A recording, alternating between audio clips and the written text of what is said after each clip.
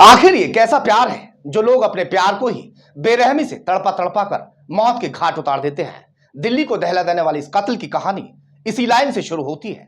वो घर से ये मानकर आया था कि अगर वो शादी से इनकार करेगी तो वो उसे हमेशा के लिए मौत की नींद सुला देगा। मर्डर की स्क्रिप्ट लिखी जा चुकी थी, हथियार तैयार था और ना का इंतजार भी। और फिर हुआ भी बिल्कुल वैसे ही जैसे ही लड़की ने शादी से इनकार किया। कातिल सिरफिरे आशिक ने पहले से तैयार लोहे की रॉड को उठा लिया और फिर एक के बाद एक लड़की के सिर पर वार करने शुरू कर दिए। और ये तब तक मारता रहा जब तक कि लड़की का सिर फट नहीं गया और उसे यकीन हो गया कि अब वो नहीं बचेगी। आदाब, नमस्कार, सत श्री अकाल। मैं जहीर खान। दिल्ली का मालवीय नगर का पार्क जो सुबह सुबह 28 जुलाई को गवाह बना एक खौफनाक मर्डर का, जिस पार्क में रोजमर्रा की तरह लड़के लड़कियां मौज मस्ती कर रहे थे, लोग घूम रहे थे, फिर रहे थे। किसी को आभास तक नहीं था कि अब क्या होने वाला है। और वही पार्क उस दिन एक खूबसूरत लड़की के खून से लाल हो गया। एक लड़की के परिवार वालों के सपनों को हमेशा के लिए इस पार्क में दफन होना पड़ा।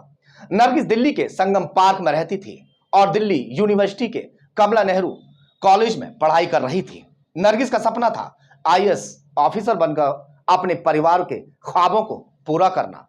अब आते हैं उस बेरहम इंसान पर जिसने प्यार न सही, नरगिस का दोस्ती का रिश्ता तो था ही, इरफान नाम था इस कातिल का।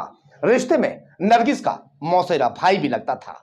उत्तर प्रदेश के औरैया का रहने वाला था। बचपन से ही दोनों परिवारों के बीच रिश्तेदार होने की वजह से आना जाना उसका लगा रहता था।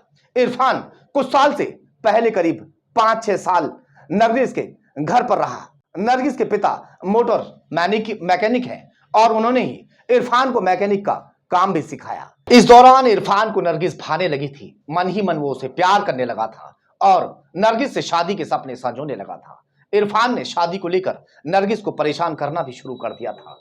ये बात नरगिस अपने पिता को बताती है, जिस पर नरगिस के पिता ने इरफान से अपनी बेटी की शादी करने से इनकार कर दिया था और वो अपनी बेटी को पढ़ा लिखा कर काबिल बनाना चाहते थे। इसी बात से नाराज होकर इरफान को नरगिस के पिता ने अपने घर से भी भगा दिया था। वो वापस औरैया चला गया था, लेकिन कुछ समय पहले वो वापस लौट आया।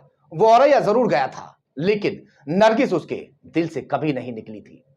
उसके आंखों के सामने नरगिस की तस्वीर हमेशा रहती थी। और फिर आखिर में नरगिस ने भी ये सोच ही लिया कि ज्यादा जिद कर रहा है तो वह उससे दोस्ती कर लेती है और उससे दोस्ती का रिश्ता मान ही लेती है। इरफान से दोस्ती कर लेने के बाद में वो अपने परिवार की मर्जी के खिलाफ भी कुछ नहीं करना चाहती थी, मगर इरफान बार बार उससे शादी का दबाव बना रहा था। नरगिस ने इरफान का व्हाट्सएप और फोन भी ब्लॉक कर दिया था। 26 जुलाई के दिन नरगिस अपनी कोचिंग क्लास में जा रही थी।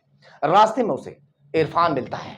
उसे उसका रास्ता रोकने के बाद में उससे कहता है कि मुझे तुमसे कुछ बात करनी है। वो नरगिस को अपने साथ पार्क में ले जाता है। ये मालवीय नगर के पॉश इलाके में बना एक पार्क था। उस पार्क में इरफान ने पहले से ही रॉड छुपा कर रख दी थी। पार्क में ले जाने के बाद इरफान ने फिर से नरगिस से शादी की बात करनी शुरू की।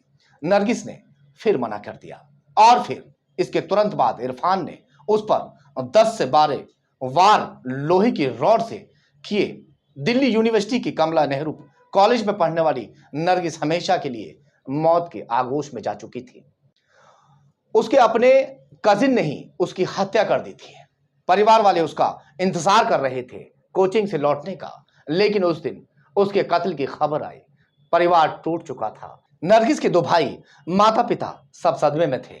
उन्हें पता था कि इरफान उनकी बेटी को हमेशा परेशान करता था, लेकिन एक दिन वो उसकी जान ले लेगा उन्होंने कभी सपने में भी नहीं सोचा था। नरगिस के भाइयों ने कहा कि उनकी बहन के कातिल को मौत की सजा मिलनी चाहिए, तभी उनको न्याय मिलेगा।